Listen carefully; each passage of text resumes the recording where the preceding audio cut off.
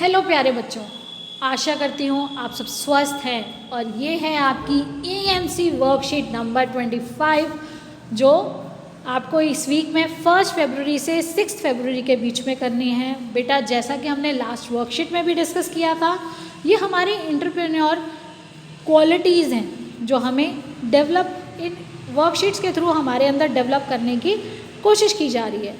और ये जो क्वालिटीज़ हैं ये हमारी पर्सनालिटी को ग्रूम अप करेगी, हमें आगे बढ़ने के लिए डिसीजन मेकिंग में भी बहुत हेल्प करती है। तो देखिए, ये जो हमारी आज की वर्कशीट है बेटा, ये बेस्ड है टेक रिस्क, जोखिम उठाना। जोखिम उठाना बेटा, कोई भी अगर बिजनेसमैन या कोई भी इंसान अगर कुछ नया करना चाहता है, कुछ अचीव करना चाहता है, कुछ हटके करना चाहता है, कुछ अलग करने वाले की एक अलग पहचान होती है। तो उस अलग पहचान के लिए आपको क्या करना होगा? कुछ समय पहले आपको एक डिसीजन लेना होता है। एक डिसीजन मेकिंग के बाद आप उसमें एफर्ट्स 100% एफर्ट्स क्यों डालेंगे? या तो उसमें बहुत ज़्यादा आपको कुछ फ़ायदा होने वाला है, या वो चीज़ ऐसी है जिसके बिना आपका काम नहीं चल सकता। तो देखिए, आज हमारा पार्ट 1 है टेक रिस्क, जोखिम उठाना। जैसा कि आपको पता है कि किसी भी बिज़नेस को अगर कोई करता है तो उसको पहले उसके बारे में सारा एनालाइज करना है, सिचुएशंस को एनालाइज करना है, लोगों के लिए उसकी कितनी ज़रूरत है उसको एनालाइज करना है, चाहे वो सर्विसेज देना चाहे या कोई प्रोडक्ट लॉन्च करना चाहे। तो देखिए, अपने परिवार के सदस्यों के साथ नीचे दिए गए लिंक पर क्लिक करके आपको सरिता सरवरिया जी की विद्यार्थियों के साथ हुई बातचीत की वीडियो देखनी है। चर्चा कीजिए कि कैसे कुछ बड़ा करने के लिए उन्होंने जीवन में जोखिम उठाए। जोखिम उठाने के बारे में आपने क्या सीखा, आप अपने परिवार के सदस्यों को बताएंगे। और उसके बाद किसी भी चुनौतीपूर्ण कार्य को पूरा करने के लिए उसके साथ जुड़े हुए रिस्क भी होते हैं। तो रिस्क को ही कहा गया जोखिम। तो जोखिम जो है, रिस्क जो आपने लिया, लेकिन उन चुनौतियों के बारे में हमारी समझ रिस्क को कम कर देती है। अगर बेटा, जैसा कि आपको पता है कि अगर हम रिस्क लेते हैं और हमें पता है कि वो चीज़ हमें बहुत बड़ा एक रिटर्न देने वाली है, तो वो रिस्क लेने के लिए हम प्रिपेयर हो जाते हैं। तो इस उद्देश्य को समझ पाने के लिए हमें अपने उद्देश्य के पास पहुंचने में मदद करती है अगर हम उसको एनालाइज कर लेते हैं, उसके महत्व को जान लेते हैं। आओ इसे एक खेल से समझते हैं। पेपर टॉस खेलने के लिए गत्ते का एक टुकड़ा या पुराना कैलेंडर लेकर उस पर 30 सेंटीमीटर व्यास का एक गोला बनाइए और दीवार पर टांग दीजिए। देखिए, इस तरह से आप उसे दीवार पर टांग देंगे। अखबार का 3 से 4 इंच मोटी गेंद बनाइए जिसे दूर से इस गोले पर फेंकिए। दीवार के नीचे बेटा इस तरह से आप ज़मीन पर 5 कदम पर एक निशान लगाइए और फिर 10 कदम पर एक निशान लगाइए और उसके बाद 15 कदम पर एक निशान लगाइए। जब आपने ये निशान लगा लिए तो आपको अगर 5 कदम से खड़े होकर कोई निशाना लगाएगा तो 10 अंक, 10 कदम से सही निशाना लगाया तो 25 अंक, और 15 कदम से अगर सही निशाना लगाया तो 50 अंक प्राप्त होंगे। तो देखिए, ये जब गेम खेलेंगे आपके परिवार के सभी सदस्य किसी भी पॉइंट पर खड़े होकर, मान लो ए, बी और सी, किसी भी पॉइंट पर जिस पर वो कन्वीनियंट समझे खड़े होकर निशाना लगा सकते हैं। उन्हें 3 बारी मिलेंगी और यदि सही निशाना लग गया उन 3 बारियों में तो उनको उतने ही अंक दिए जाएंगे। आप अंकों का आंकलन करेंगे, इस तरह से अंक नोट करेंगे और उसके बाद जब सभी सदस्य वे खेल लेंगे तो उसके बाद आप उसको एनालाइज करेंगे। देखो, सबसे पहले आप क्या सोचोगे? ज़्यादा अंक प्राप्त करने के लिए आप दूर से दूर वाले पॉइंट पे खड़े होकर कोशिश करोगे ताकि आप जल्द से जल्द जीत जाओ। तो यही चीज़ यहाँ पर देखनी है कि परिवार में सबसे ज़्यादा अंक किसे प्राप्त हुए और क्यों। जिसने जितना ज़्यादा रिस्क लिया होगा, जो जिस पॉइंट पर आप एनालाइज करेंगे, जितनी दूरी से फेंकेगा उतना ही उसको अंक ज़्यादा मिलेंगे और उस रिस्क लेने से वो जीत जाएगा। इस खेल में जीतने के लिए क्या ज़रूरी था? तो इस खेल में जीतने के लिए क्या था ज़रूरी? जोखिम उठाना, क्योंकि चांस की बात है, आपको नहीं पता आपका सही निशान लगेगा या नहीं लगेगा। यहाँ पे टेक रिस्क का आपको एक एग्जाम्पल मिलता है कि किस तरह से आप जोखिम उठाकर जल्द से जल्द जीत सकते हैं। आगे क्या होगा? कुछ लोग नया या अलग करने से बचते हैं और कुछ लोग बिल्कुल नहीं डरते। ऐसा क्यों होता है?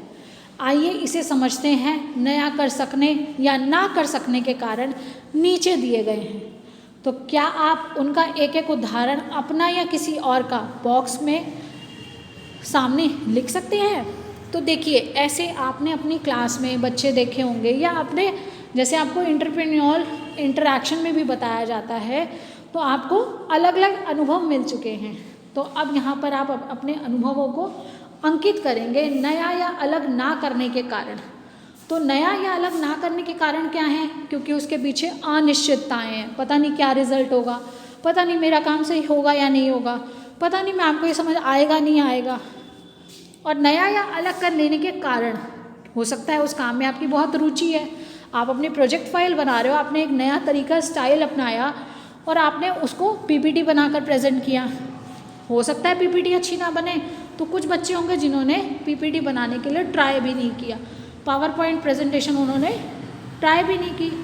लेकिन कुछ का कंप्यूटर में इंटरेस्ट है, तो उन्होंने पावर पॉइंट प्रेजेंटेशन के लिए अपनी जो स्किल्स हैं उसको यूज़ किया और उस स्किल को यूज़ करके उन्होंने एक बहुत अच्छा प्रोजेक्ट बनाया, जिससे उनको फुल मार्क्स 100% मार्क्स मिले और मैम से अप्रिसिएशन भी मिला।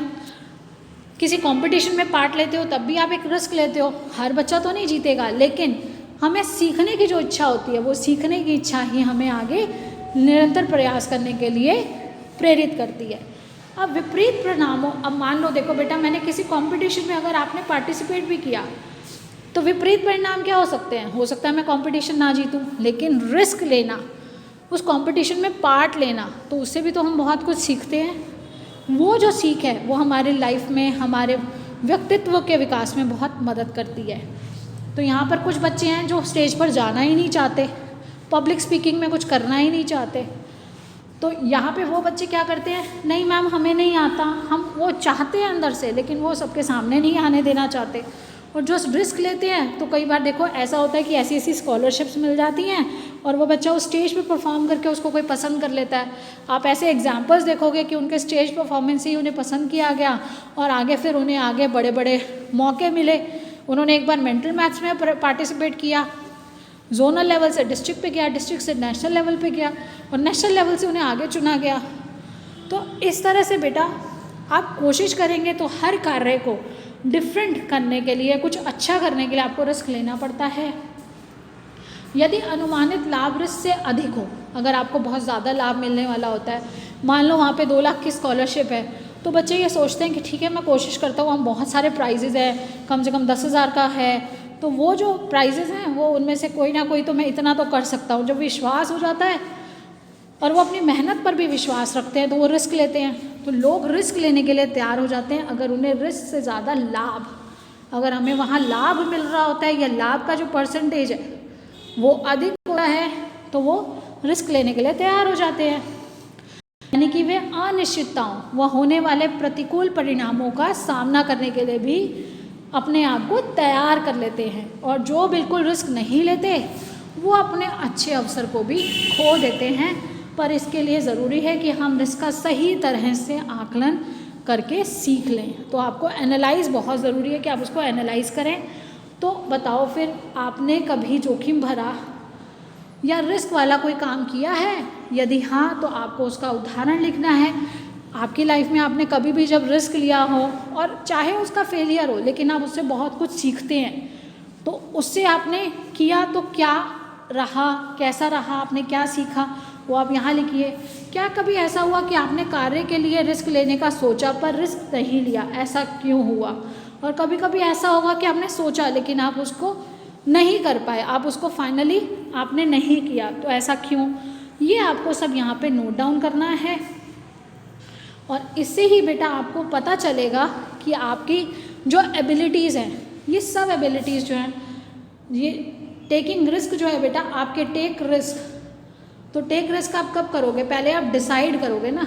रिस्क आप तब लेते हो जब आप पहले डिसीजन लेते हो, डिसीजन मेकिंग, जब आप निर्णय ले लेते हो कि ये काम मेरे लिए कितना ज़रूरी या कितना मुझे फ़ायदा देगा, तो आप डिसीजन लेते हो डिसीजन में आप देखते हो कि कितना मुझे प्रॉफिट है, यानी कि लाभ है, या कितना मुझे इससे लॉस हो सकता है, इस चीज़ के कितनी मेरे लिए इम्पोर्टेंस है। ये सब चीज़ से क्या डिसाइड हो जाती है, इम्पोर्टेंस, कितनी महत्वपूर्ण है ये चीज़ मेरे लिए। तो उसको एनालाइज करके ही हम रिस्क लेते हैं और उसको एग्जीक्यूट करते हैं। आप जितने उसमें एफर्ट्स डालोगे तो 100% आपको सक्सेस रिसीव होगा बेटा। इसीलिए जहाँ हमारा इंटरेस्ट होता है उस काम को करने के लिए ही कहा जाता है, उस काम को करना ही हमारे लिए बहुत अच्छा होता है, क्योंकि हमारी एबिलिटीज़, हमारी जो क्षमताएँ हैं वो उसके लिए बनी है, हमारे अंदर वो डिफरेंट है जो दूसरों में नहीं है शायद, और हम उस काम को और अच्छे तरीके से कर सकते हैं। कोई काम बड़ा या छोटा नहीं है, सिर्फ हमारे एफर्ट्स मैटर करते हैं। पहले आपको डिसीजन लेना है, रिस्क लेना है और उसको एग्जीक्यूट करना है विद योर 100% एफर्ट्स। आप जो भी काम करें उसमें अपने 100% एफर्ट्स डालें, पुट 100% एफर्ट्स, अपने पूरे दिल से उस काम को करिए तो आपको 100% सक्सेस मिलेगा। I hope you understood and take care of yourself, keep learning and enjoying, stay blessed and healthy. Thank you, have a nice day.